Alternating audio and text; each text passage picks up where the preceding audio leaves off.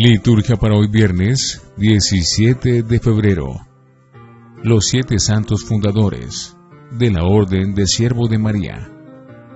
Los 7 santos fundadores. Hacia el año 1233, 7 comerciantes florentinos se retiraron al tranquilo monte Escenario para llevar una vida fraternal de pobreza y penitencia, contemplando la pasión del Señor bajo la protección de la Santísima Virgen María. El día 15 de agosto de 1233, la Virgen se les apareció y les pidió que renunciaran al mundo y se dedicaran exclusivamente a Dios.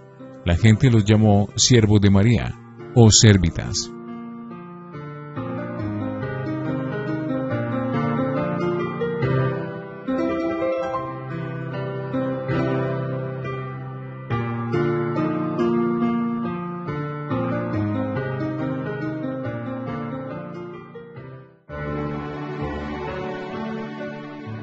Antífona. El Señor es mi heredad y mi copa, mi suerte está en su manto. Tú me devuelves mi heredad. Oremos. Infunde benigno, Señor, en nosotros el espíritu de piedad, que impulsó a los santos hermanos a venerar devotísimamente a la Madre de Dios y a hacer progresar a tu pueblo hacia ti. Por nuestro Señor Jesucristo, tu Hijo. Primera lectura del libro del Génesis, capítulo 11, versículos 1 al 9. Toda la tierra hablaba una misma lengua con las mismas palabras. Al emigrar, los hombres desde Oriente encontraron una llanura en la tierra de Senar y se establecieron allí. Se dijeron unos a otros: vamos a preparar ladrillos y a cocerlos al fuego. Y emplearon ladrillos en vez de piedras y brea en vez de mezcla. Después dijeron: vamos a construir una ciudad y una torre que alcance el cielo, para hacernos un nombre, no sea que nos dispersemos por la superficie de la tierra. El Señor bajó a ver la ciudad y la torre que estaban construyendo los hombres. Y el Señor dijo: puesto que son un solo pueblo con una sola lengua, y esto no es más que el comienzo de su actividad, ahora nada de lo que decidan hacer les resultará imposible. Bajemos, pues, y confundamos allí su lengua, de modo que ninguno entienda la lengua del prójimo. El Señor lo dispersó de allí por la superficie de la tierra, y cesaron de construir la ciudad.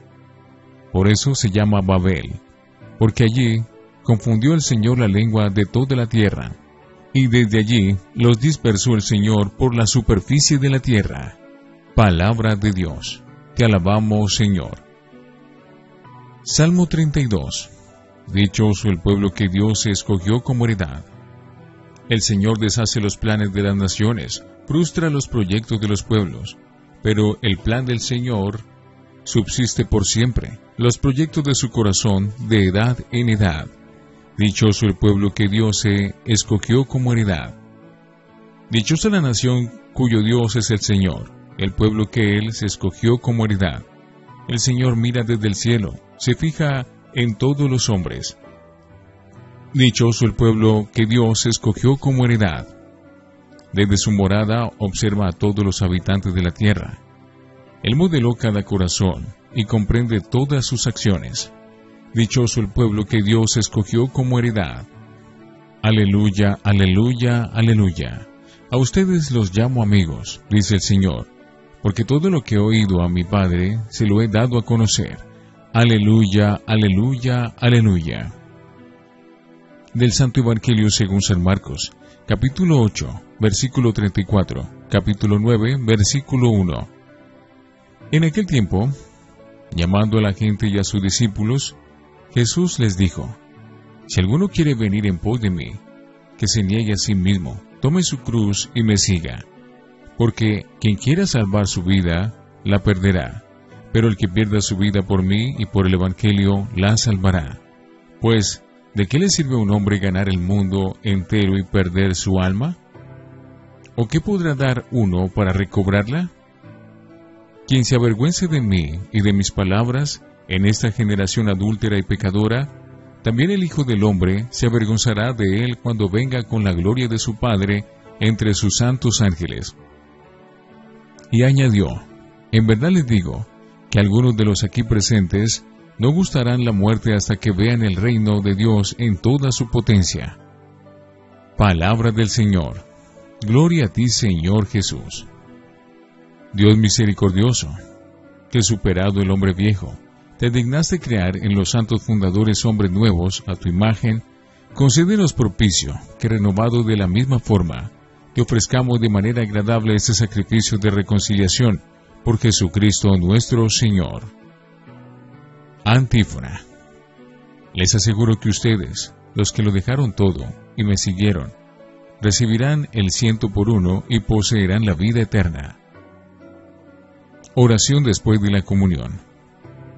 Por la fuerza de este sacramento te pedimos, Señor, que a ejemplo de los santos fundadores, nos guíes siempre en tu amor, y que la obra buena que comenzaste en nosotros, la completes hasta el día del retorno de Cristo Jesús, Él, que vive y reina por los siglos de los siglos.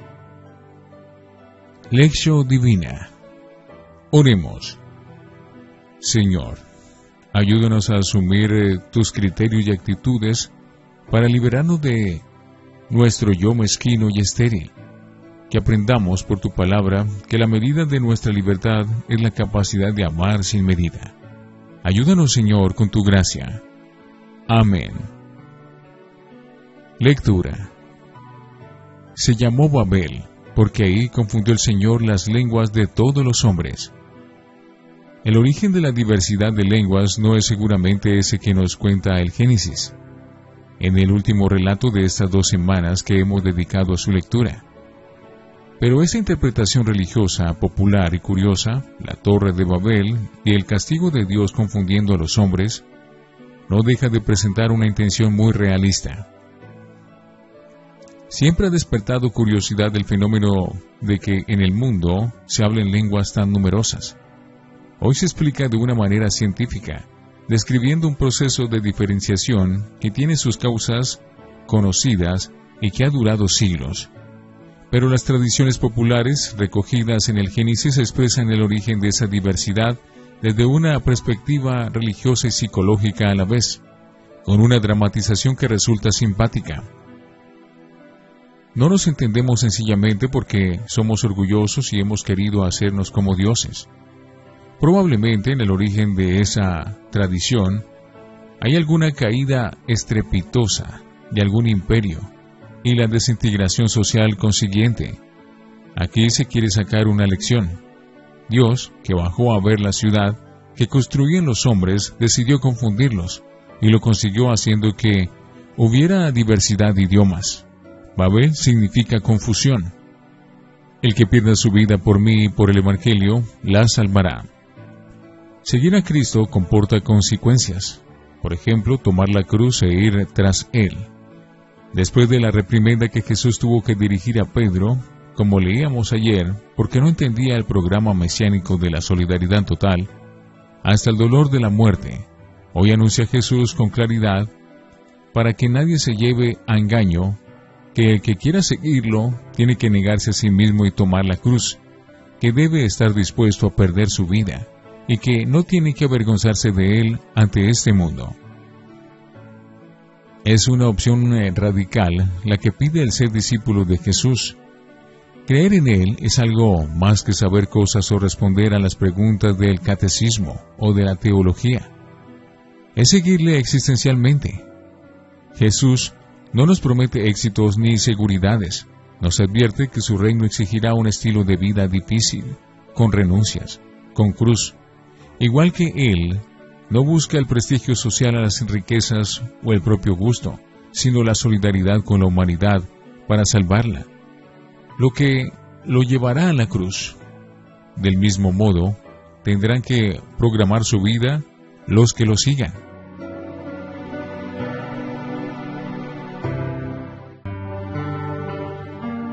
Para meditar. Siempre es el pecado el que, según la Biblia, trastorna los equilibrios y las armonías. Adán y Eva, Caín y Abel, corrupción y diluvio. El pecado más común, entonces y ahora, es el orgullo y el egoísmo. Es este pecado el que hace imposible la comunicación y nos aísla a unos de otros, a un pueblo de otro pueblo. El orgulloso se separa él mismo de los demás. Hablar otra lengua significa simbólicamente no entenderse, quedar bloqueado en la relación con los demás. El idioma es el mejor instrumento que tenemos para entendernos con los nuestros, y, aprendiendo el idioma de los extranjeros, también con ellos. Ahora no haría falta que Dios interviniera para confundirnos. Ya nos confundimos bastante nosotros mismos, más que por las lenguas diferentes, por los intereses egoístas y el orgullo ambicioso que nos hace incapaces de diálogo y de comunicación. Los cristianos tendríamos que compensarlo con lo que pasó en Pentecostés, que fue el anti-Babel. Sin Babel no se entendían los hombres por hablar lenguas extrañas. En Pentecostés el Espíritu hizo que los que hablaban en lenguas diferentes comprendieran lo que les decía Pedro y se entendieran entre ellos. ¿Vivimos en Babel o en Pentecostés? Babel, la confusión, puede pasar también hablando el mismo idioma.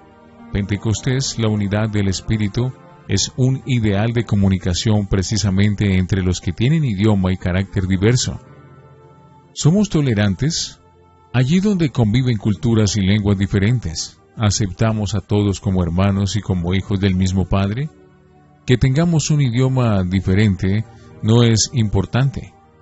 El amor vence fácilmente este obstáculo. El amor y también el interés comercial o político. Lo malo es el orgullo y la intolerancia, que levanta torres y muros también entre los de una misma lengua.